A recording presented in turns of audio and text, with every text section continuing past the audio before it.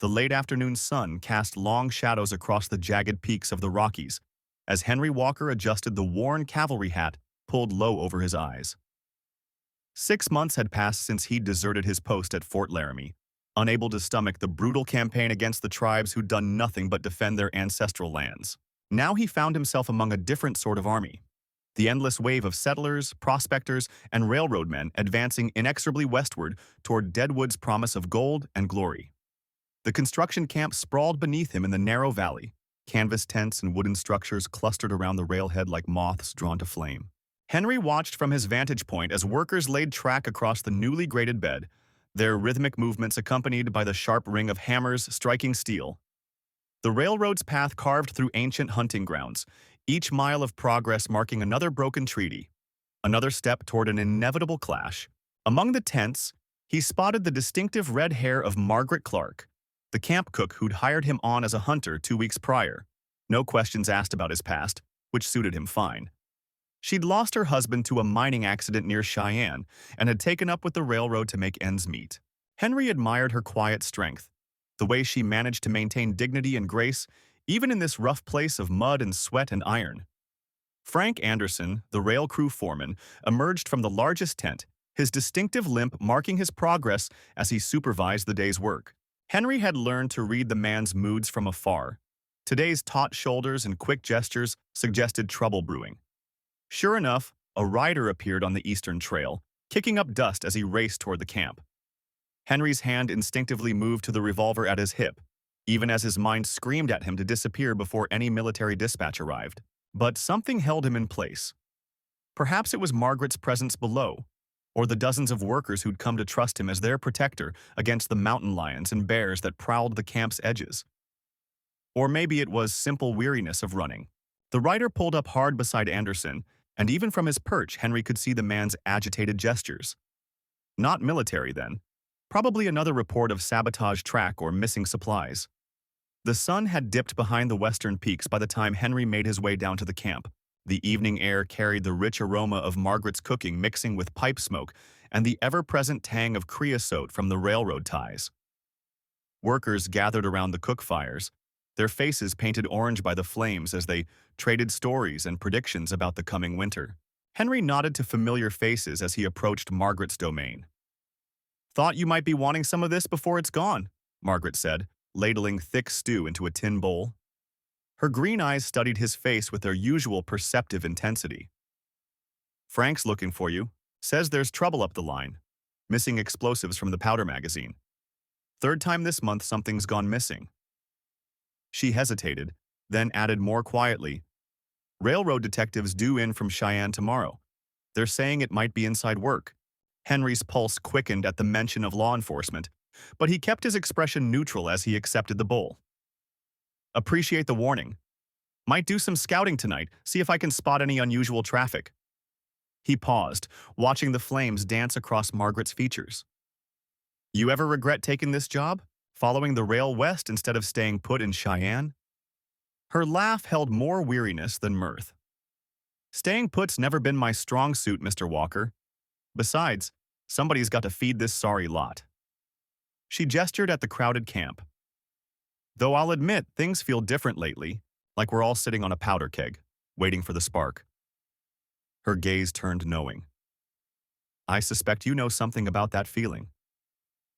Before Henry could respond, a commotion erupted at the camp's edge. Shouts and the crack of a rifle shot split the evening calm. Henry's bowl clattered to the ground as he drew his revolver, years of cavalry training taking over despite his best efforts to forget them. Through the gathering darkness, he could make out several mounted figures moving among the supply wagons. The raid he'd been dreading had finally begun, continued in next section due to length. Henry moved like a shadow through the chaos, keeping low as more shots crackled across the camp. Years of experience told him these weren't typical bandits. The attackers' movements were too coordinated, too precise. Through the haze of gun smoke, he caught glimpses of feathers and war paint. Not random raiders then, but a planned strike at the railroad's expansion into tribal lands. The cavalry escort was scrambling to mount up, but their horses had been picketed on the far side of camp. Lieutenant Frank's voice carried over the din, barking orders that would take precious minutes to execute. Henry knew they didn't have minutes. He spotted three warriors methodically working their way toward the ammunition wagon, using the confusion as cover. Margaret appeared at his elbow, a Winchester in her capable hands. "Supply tents secure," she whispered, "but Susan and Rachel are trapped in the mess wagon." Henry nodded grimly. The two young women had been cleaning up after dinner service when the attack began. Their wagon sat dangerously exposed at the camp's edge. Moving in a low crouch, Henry worked his way between the wagons, Margaret covering his advance. The familiar weight of his Colt brought memories he'd rather forget. Midnight raids, screaming horses, the metallic taste of fear. But those same memories had kept him alive when others died. He'd need them now. The mess wagon loomed ahead, its canvas sides glowing from the lantern within. Henry could make out Susan's shadow as she peered anxiously through a gap in the cover. A warrior's silhouette appeared briefly against the firelight, and Henry's revolver spoke twice. The shadow crumpled without a sound. "Stay down!" he hissed to the women inside. Another warrior materialized from the darkness, tomahawk raised. Henry's third shot took him in the chest.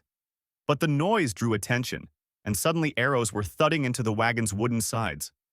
Margaret's rifle cracked, and a scream told him she'd found her mark. Lieutenant Frank's men were finally mounting up, but they were moving in the wrong direction, chasing shadows on the camp's far side. Henry recognized the tactic. The main force was creating a diversion, while a smaller group went for the real target.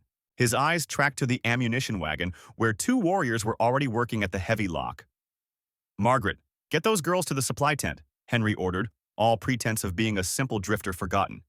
"Then tell Frank the ammunition's about to be taken." She hesitated only a moment before nodding. As she darted toward the mess wagon, Henry began working his way toward the ammunition stores, staying in the shadows where his cavalry training served him best. The lock gave way just as Henry reached position. He could see three warriors now, passing wooden crates down in a chain. Their horses waited in the darkness beyond. One box dropped, spilling brass cartridges across the dirt. The sound of approaching hoofbeats made the warriors pause, Frank's men finally realizing their mistake. But they were still too far away. Henry stepped out, both revolvers drawn. "That's far enough," he said quietly. The warriors spun, weapons rising. Henry's guns roared in the night, the familiar dance of death coming back like an old song. Two warriors fell. The third got off a shot that burned across Henry's ribs before a third bullet took him in the throat. The remaining raiders melted away into the darkness as the cavalry patrol thundered up. Lieutenant Frank reined in hard, staring at the bodies, then at Henry standing over them with guns still smoking. Recognition dawned in the young officer's eyes. "Walker? Henry Walker? By God, you're supposed to be dead." Henry holstered his revolvers slowly, pain beginning to throb in his side. "Sorry to disappoint, Lieutenant." Behind Frank, he could see Margaret watching from the shadow of a wagon, concern written across her face. She'd known he was hiding something. Now she knew what. The question was, what would Frank do with a deserter who'd just saved his ammunition supply? The night wind moaned through the mountain passes, carrying the sound of retreating hoofbeats. Soon, the only noise was the crackle of the campfires and the groans of the wounded. Dawn would bring hard questions and harder choices. But for now, Henry simply stood in the growing silence, watching his carefully constructed new life crumble like autumn leaves in a storm. Lieutenant Frank dismounted slowly, his boots crunching on the rocky ground as he approached. The other cavalrymen remained on their horses, carbines at the ready. Henry could feel their eyes on him, waiting to see how their commander would handle this unexpected revelation. The supply wagon behind them creaked as its driver shifted nervously, the sound echoing off the cliff walls. 3 years, Walker. 3 years since you disappeared during that Apache raid near El Paso. We buried what was left of your squad." Frank's voice was measured, controlled, but Henry could hear the undercurrent of anger. "Now here you are, playing hero to these settlers while wearing a dead man's face." Margaret stepped forward from the shadows, her shawl pulled tight against the mountain chill. "Lieutenant, this man has been our scout for 2 months. He saved lives, including yours just now." She glanced at Henry, understanding replacing the hurt in her eyes. "Whatever his past, he's proven himself to us." The wind picked up, sending eddies of dust swirling through the camp. Somewhere in the darkness, a wounded man groaned. Henry touched his side where a bullet had grazed him during the fight, feeling warm blood seeping through his shirt. Frank, those raiders weren't just after the ammunition. They knew this pass leads to the new Silver Strike near Deadwood. If they'd taken these wagons, they'd control the whole route. The late summer sun beat mercilessly on the survey crew as they carved their path through the mountain pass. Henry Walker kept his hat pulled low, grateful for any shadow it cast across his weathered features. 6 months had passed since he'd deserted his cavalry post, and each day brought fresh anxiety that someone would recognize him. But the railroad needed experienced scouts, and the wage was honest. More honest than his reasons for being there. The Anderson Mining Company's interests ran parallel to the railway's expansion, their claims staked strategically along the proposed route from Cheyenne to Deadwood. Frank Anderson himself rode with the survey party, his expensive eastern suit gathering dust as they pushed through the rugged terrain. Henry had taken his measure early, a man more comfortable with ledgers than leads and limestone. Rachel Clark, the camp cook's daughter, brought fresh coffee to the surveying team. Henry noticed how she lingered near Daniel Moore, the young engineer whose calculations would determine the rail line's exact course. Their quiet flirtation provided welcome distraction from the tension building in camp. The Sioux had made their opposition to the railroad clear, but Henry knew the real threat came from closer quarters. Robert Taylor's cavalry detachment had arrived 3 days ago, ostensibly to protect the survey crew. Henry recognized the lieutenant's insignia, the same unit he'd fled after discovering his commanding officer's scheme to sell army weapons to hostile tribes. The irony of now depending on their protection wasn't lost on him. He kept to the outskirts of camp, volunteering for solo scouting missions whenever possible. Margaret Moore, Daniel's sister and the expedition's record keeper, had begun asking pointed questions about Henry's background. Her sharp intelligence made her dangerous, but something in her direct gaze made him want to tell her everything. Instead, he spun careful half-truths about working frontier jobs, letting his obvious skills fill the gaps in his story. The discovery of rich silver deposits in the Western Ridge complicated an already delicate situation. Charlie Anderson, Frank's younger brother, pushed to reroute the rail line closer to their new claims. The deviation would add miles and expense, but the Andersons' financial backing carried weight. Henry saw how the decision tormented Daniel, torn between engineering principles and political pressure. Susan Walker appeared in camp one morning, her presence nearly stopping Henry's heart. His sister had traced him from Dodge City, bearing news that their father was gravely ill. Her arrival threatened everything. She knew nothing of his desertion, believing him on extended leave. The pain in her eyes when he refused to return home immediately cut deeper than any cavalry saber. The first attack came at dawn, a small raiding party testing their defenses. Henry's experience proved invaluable, his suggestions for positioning guards saving lives. Lieutenant Taylor watched him with growing suspicion, clearly recognizing military training in Henry's tactics. The siege mentality began taking hold in camp, fraying nerves and exposing hidden fractures. Martha Taylor, the lieutenant's wife, maintained a small garden near the camp kitchen, stubbornly growing herbs in rocky soil. Henry found unexpected solace helping her tend the plants, her quiet strength reminding him of their mother. She spoke of Robert's dedication to duty, unknowingly twisting the knife of guilt deeper into Henry's conscience. The weight of his secrets grew heavier with each passing day. Laura Anderson, Frank's wife, discovered discrepancies in the company's shipping manifests, missing explosives and mining equipment that pointed to more than simple theft. Henry recognized the pattern from his cavalry days, suggesting an organized operation with inside help. The parallel to his own past felt like a noose tightening around his neck, but he couldn't walk away from another weapons-running scheme. The survey crew's progress slowed as they entered more treacherous terrain. Rock slides, some suspiciously well-timed, delayed their work and frayed tempers. Henry caught Charlie Anderson in heated arguments with unknown men at the edge of camp, but couldn't risk drawing attention by investigating too closely. The shadow of his past grew longer as autumn approached, bringing winter's threat to the mountains. Daniel's engineering challenges multiplied as they pushed deeper into the pass.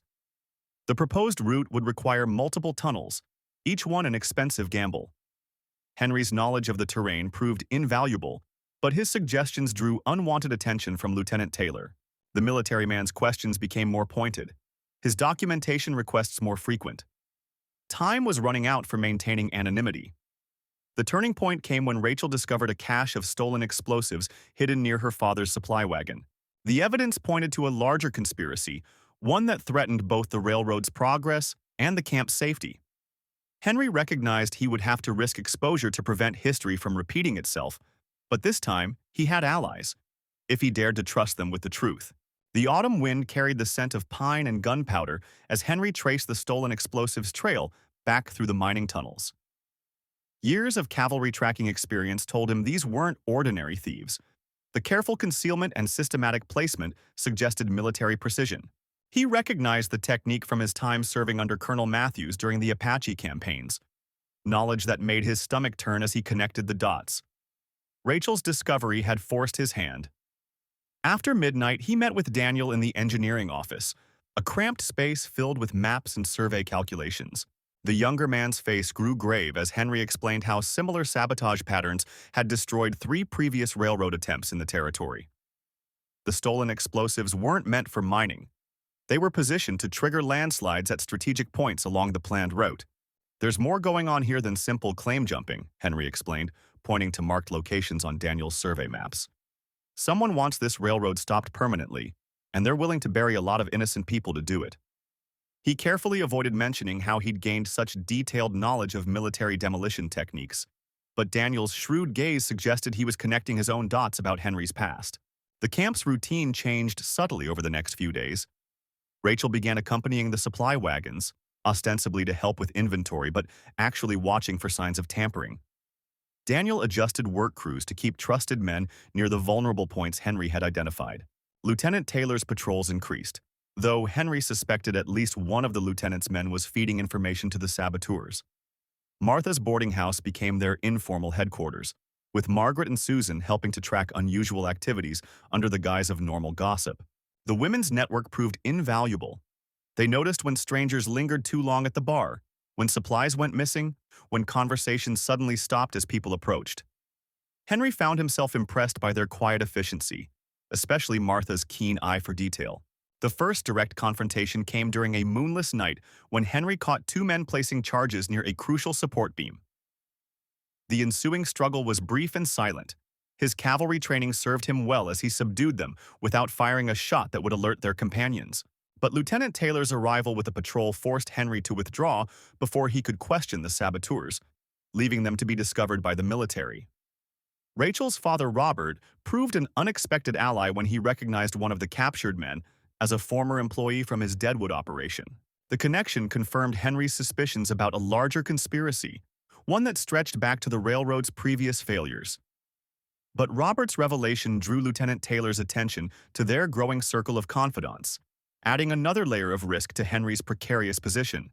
The situation came to a head when Laura, the camp's schoolteacher, overheard a conversation between 2 of Taylor's men discussing plans for a major assault on the railroad camp. Her warning gave them precious little time to prepare, but openly organizing a defense would expose Henry's role and draw unwanted questions about his knowledge of military tactics.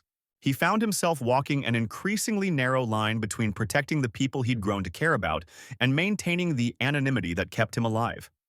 As autumn's chill deepened into winter's bite, tension in the camp rose like the morning mist from the valley.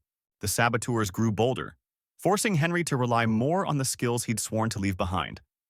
Each decision brought him closer to exposure. Each success made Lieutenant Taylor more determined to uncover the mystery of the experienced tracker who seemed to anticipate every threat. The question was no longer if his past would catch up with him, but when, and how many lives would hang in the balance when it did. Daniel's engineering work continued despite the threats, but progress slowed as security concerns forced them to check and recheck every component. The delay worked in their favor, giving them time to identify potential weaknesses and establish a network of trusted workers. Henry found himself acting as an unofficial security advisor, carefully filtering his suggestions through others to avoid direct attention. But with each passing day, the weight of his deception grew heavier, especially when he saw the trust in Rachel's eyes or received Martha's knowing looks across the dinner table. The thundering explosion echoed through the mountain pass as the dynamite blast sent rocks cascading down the steep cliff face. Henry Anderson watched from behind a boulder as the railroad crew scattered, Abandoning their equipment as arrows began raining down from the ridgeline above, he recognized the attack pattern. These weren't just angry settlers or claim jumpers, but organized raiders targeting the railroad's expansion through the territory. As the former cavalry scout studied their movements, he knew he had to act fast to protect the workers while keeping his own identity concealed from the military escort accompanying the rail crew. Margaret Clark clutched her rifle tightly as she peered out from the makeshift barricade of supply wagons. As the railroad company's head nurse, she had treated too many arrow wounds and bullet holes over the past months to take any chances. The hostile forces had grown bolder lately, striking in broad daylight and leaving carnage in their wake. She caught glimpses of Henry moving stealthily between the rocks, his experienced movements betraying his military background despite his claims of being a simple prospector who had joined their group for protection. The raiders had chosen their ambush point well, using the narrow pass to trap the rail crew between the sheer cliff walls. Frank Taylor, the cavalry lieutenant leading the military escort, was shouting orders to his men as they tried to establish defensive positions.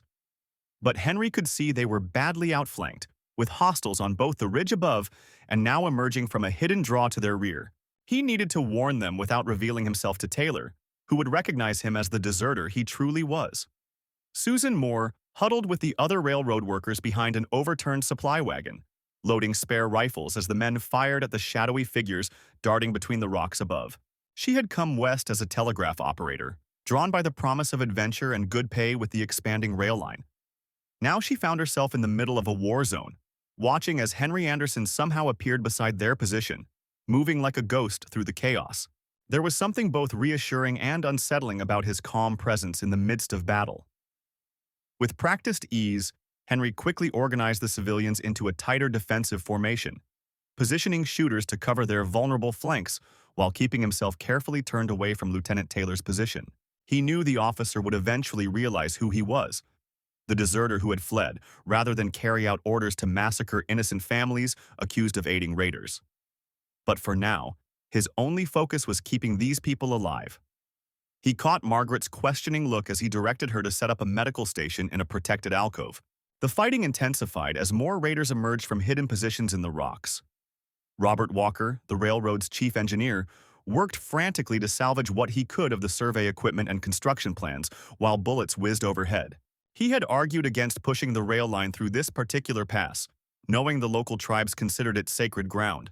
But the company executives had insisted on the most direct route regardless of the consequences. Now they were all paying the price for that arrogance. Henry spotted movement along the ridgeline that made his blood run cold. The raiders were preparing to trigger another avalanche that would bury them all. Without thinking, he grabbed a stick of dynamite from the abandoned construction supplies and lit the fuse. Lieutenant Taylor turned at the sound of Henry's shout of warning, their eyes meeting in a moment of recognition. But there was no time for that now, as Henry hurled the explosive toward the ridge, the blast disrupting the raiders' positions and sending them scrambling for cover. The tide of battle shifted as Henry's quick thinking gave them breathing room to mount an organized defense. Susan Moore found herself working alongside him, reading the hand signals he used to coordinate their scattered groups while staying out of Taylor's direct line of sight. She had heard rumors of a cavalry scout who had deserted rather than follow unconscionable orders, and now she understood with growing certainty who Henry really was. The question was whether she would help protect his secret or be forced to betray him. Lieutenant Taylor was no fool. He had served with Henry Anderson before and recognized his former scout's distinctive tactics. But he also remembered the orders he had been forced to carry out after Henry's desertion, the memories haunting his dreams. Now, he faced his own moral crisis as he watched the man he was duty-bound to arrest, risking his life to protect these civilians. The oath he had sworn to the cavalry seemed to carry less weight with each passing moment of battle. Margaret worked swiftly to treat the wounded as they were brought to her makeshift aid station, all too aware of the growing tension between Henry and Lieutenant Taylor. She had seen enough of war to know that sometimes the lines between right and wrong became hopelessly blurred. As she watched Henry organizing the defense while deliberately avoiding Taylor's position, she realized she would have to choose sides soon, and her decision could mean life or death for the man who had become their protector. The raiders launched another coordinated assault, trying to split the defenders' attention between multiple attack points. Robert Walker found himself fighting alongside Henry, watching in amazement as the former scout anticipated each enemy movement and countered it. There was no doubt now about Henry's military background, But Walker had his own dark history with the cavalry and understood all too well why a good man might choose to desert rather than follow immoral orders. He made his decision in that moment to stand with Henry, whatever came next. As the battle reached its crescendo, Henry knew he could no longer avoid a direct confrontation with Lieutenant Taylor. The raiders had maneuvered the defenders into a position where only coordinated leadership could save them. Taking a deep breath, he turned to face his former commander, ready to accept the consequences of his past choices. But Taylor's expression held something unexpected. Not the cold duty of military law, but rather the weight of shared guilt and the possibility of redemption. The tension between Henry and Taylor crystallized into a moment of unspoken understanding as they worked together to repel the final assault. Susan Moore watched the subtle interplay between the two men, realizing that sometimes the greatest acts of courage involved choosing humanity over duty. As the raiders finally withdrew into the gathering dusk, leaving their dead scattered among the rocks, she saw Lieutenant Taylor deliberately turn away as Henry melted into the shadows. Some debts, she realized, could only be repaid by allowing justice to yield to mercy. The aftermath of the battle left the wagon train survivors with mixed emotions as they made camp in a protected valley. The setting sun painted the rocky cliffs in shades of amber and purple, while cookfires began dotting the gathering darkness. Henry kept to the periphery, knowing that his temporary alliance with Lieutenant Taylor during the crisis had been just that, temporary.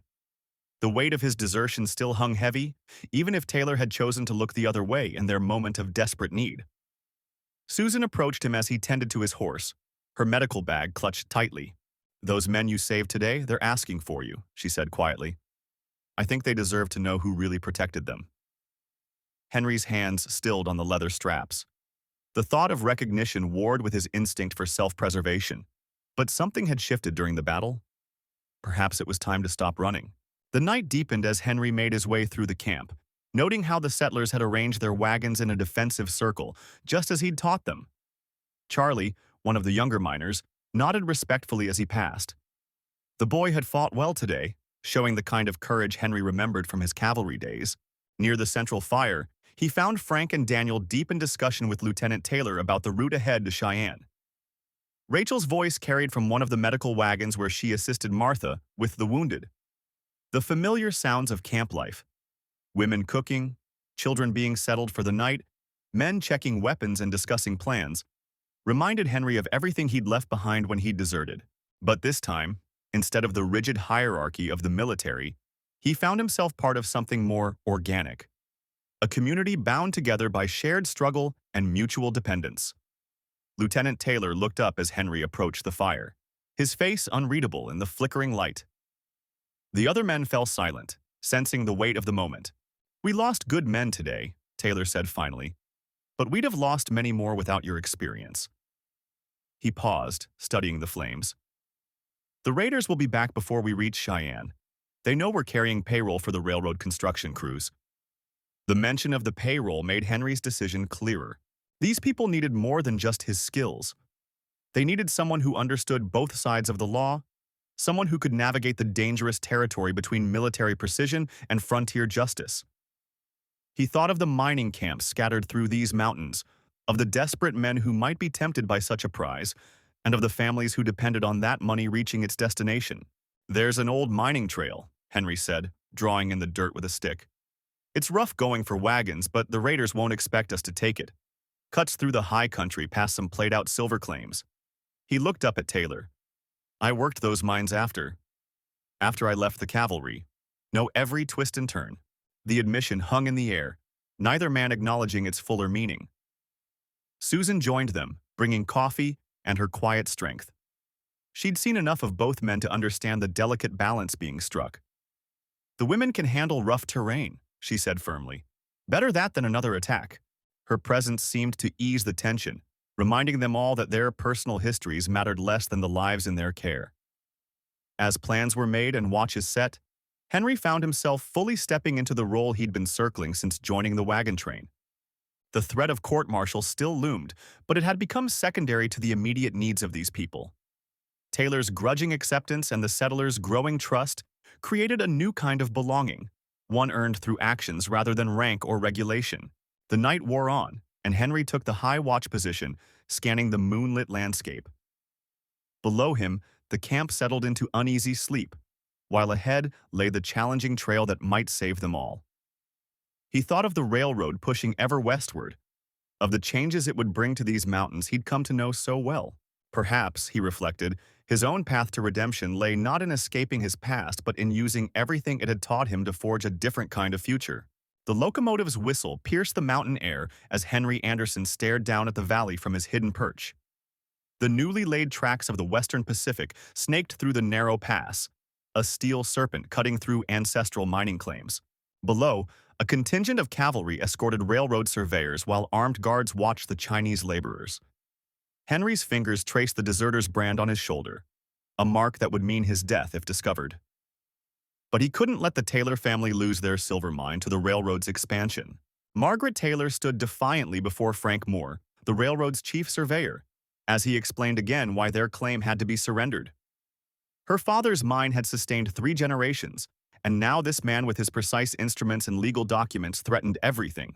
Behind her, Susan Clark watched nervously, knowing her own family's copper operation would be next if the railroad won this fight. The sound of picks striking stone echoed through the valley as miners continued their work, ignoring the railroad men's warnings. Daniel Walker, the cavalry lieutenant, observed the tension with growing unease.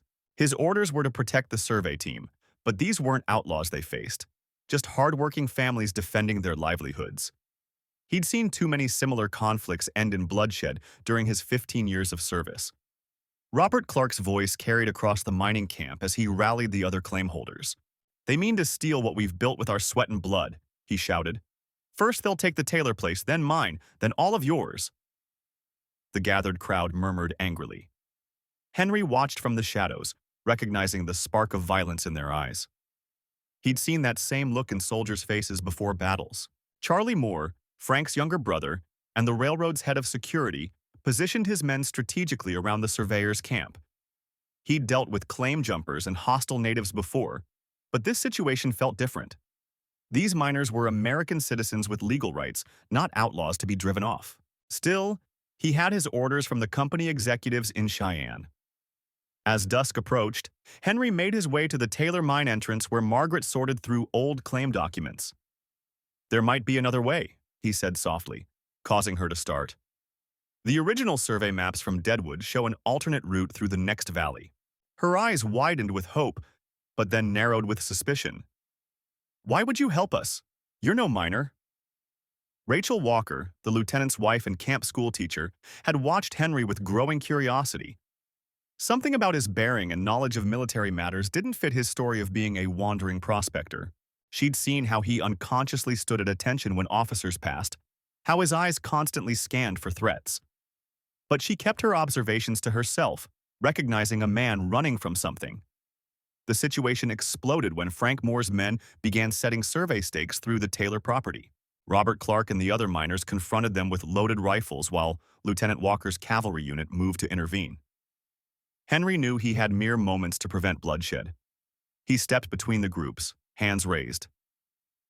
"There's documentation in El Paso proving this route was rejected months ago."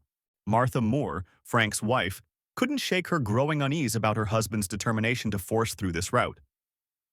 Over dinner in their cabin, she finally confronted him with what she'd learned about the railroad executives' secret land speculation. "They're using you, Frank. They bought up that alternate route months ago, knowing they'd force everyone here to sell at panic prices." The revelation spread through both camps like wildfire. Frank Moore found himself facing not only the miners' fury, but his own brother Charlie's disgust at being used to intimidate innocent people. Lieutenant Walker withdrew his cavalry unit, declaring he wouldn't enforce fraudulent claims. But amid the chaos, 2 riders from Fort Laramie arrived, with wanted posters bearing Henry's face. Margaret Taylor saw the military riders first and rushed to warn Henry, but he was already mounting up to flee. She grabbed his reins. "You risked everything to help us. Let us help you." Around them, miners and railroad workers alike moved to block the cavalry messenger's view. Lieutenant Walker deliberately turned his back, ordering his men to break camp. Rachel Walker smiled knowingly as she herded her students inside the schoolhouse. In the end, the railroad's alternate route proved more profitable, following a gentler grade through land the executives had quietly purchased.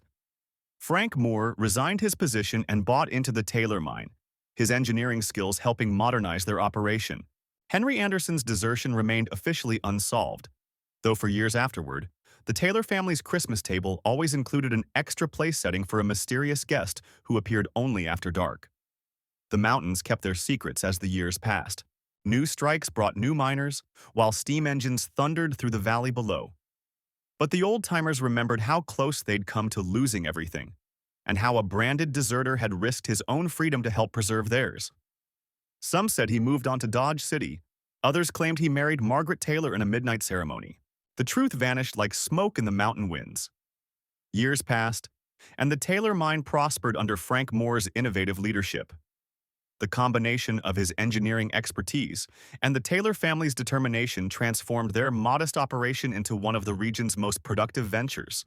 Though Henry Anderson's name was rarely spoken aloud, his influence lingered in the careful way the Taylors maintained relationships with both the townsfolk and the scattered mountain homesteaders who relied on the mine for seasonal work. Margaret Taylor never married, though she remained the heart of the community, teaching successive generations of miners' children in the weathered schoolhouse. Those who knew her best noticed how she would pause sometimes, gazing toward the high mountain passes where storm clouds gathered, as if watching for someone's return. The leather-bound journal she kept, filled with careful sketches of mining equipment and calculations in a distinctive hand, became a treasured family heirloom. In the spring of 1885, when railroad surveyors returned to propose a spur line to the Taylor mine, they found themselves negotiating with a formidable partnership. Frank Moore's technical expertise complemented the Taylors' shrewd business sense, ensuring fair terms that benefited both the mine and the growing settlement around it. The agreement they reached became a model for other mining communities dealing with railroad expansion. Charlie, now gray at the temples but still sharp-eyed, maintained his role as the mine's security chief. He never mentioned the night he'd discovered Henry's true identity, though he kept careful watch whenever military patrols passed through. His youngest daughter married Daniel's son, binding the two families closer and ensuring the mine's legacy would continue through the next generation.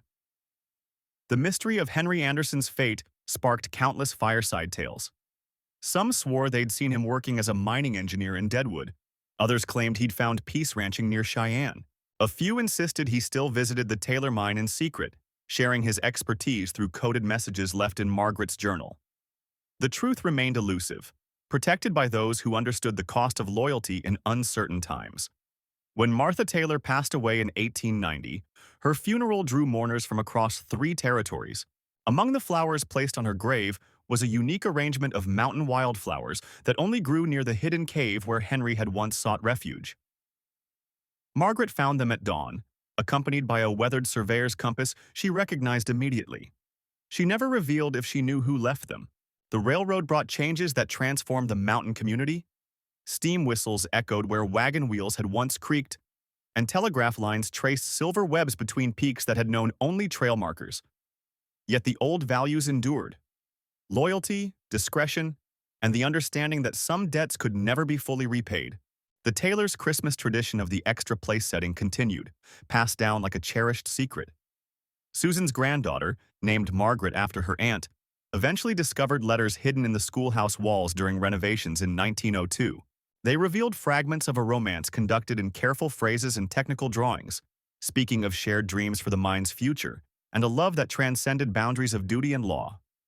She resealed them carefully, understanding that some stories belong to the mountains themselves. The legend of the deserter who saved a community grew richer with time, softened by distance but strengthened by the prosperity his actions had helped secure. Each generation added its own embellishments, but the core truth remained, that sometimes the truest measure of honor lay not in blind obedience, but in the courage to risk everything for what was right. In the end, perhaps that was Henry Anderson's greatest legacy to the people who had sheltered him. As the 19th century drew to a close, the Taylor mine stood as a testament to the power of unlikely alliances and kept promises. The railroad cars that carried its ore to distant markets moved along tracks laid with careful consideration for the land and its people, a daily reminder of battles won through wisdom rather than force.